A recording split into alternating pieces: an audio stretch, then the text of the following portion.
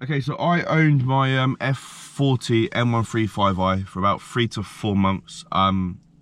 It might have actually been more than that.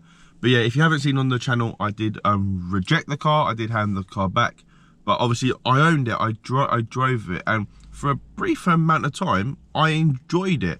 From what I've seen online, my experience was somewhat niche. Nobody else has had that experience with both the issues and the customer service.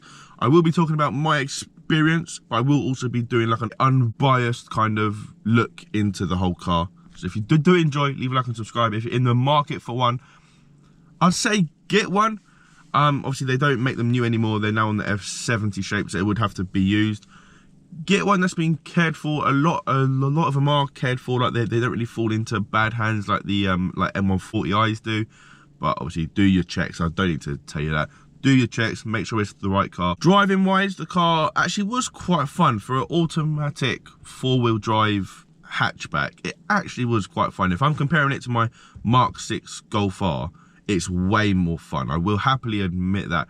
The gearbox was very clunky. You can get tunes to make them a bit more smooth, but you shouldn't have to tune a brand new box, but that's what we have to do. Yeah, the gearbox was clunky. It sometimes felt sluggish pulling off, but once you got off, it was good. It did sound nice. It drove nice. It actually handled quite well as well. I think that's what quite impressed me. The handling was not 10 out of 10, but it was very good. Interior wise, I think that's what sold it for me personally. Like the seats alone are just stunning. They're so comfortable.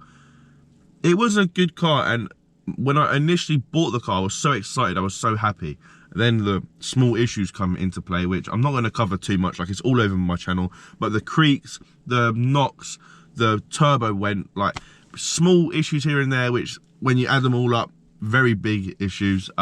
It was like a nice car, but it just felt like they cut a lot of corners, whereas the new F40, from my experience, they seem to have upped it a bit. It seems to be like a step up from the F40. The F40 is arguably prettier and more fun, but the F40 is a step up, like quality wise. Fuel economy wise, they weren't bad either. Like, if I'm being honest, the car as a whole package was actually all right. It's just my issues that I had combined with my customer service that I had, that really put me off the car. But the car itself as a like sole entity was actually good. I must admit, it was one of the more fun cars I've owned. It just so happened it turned out to be a bad car. Would I recommend one? I think I would. I think I would. As I said, you can't really get them new anymore. So any issues that might have popped up might have already been fixed if they're used. You don't know.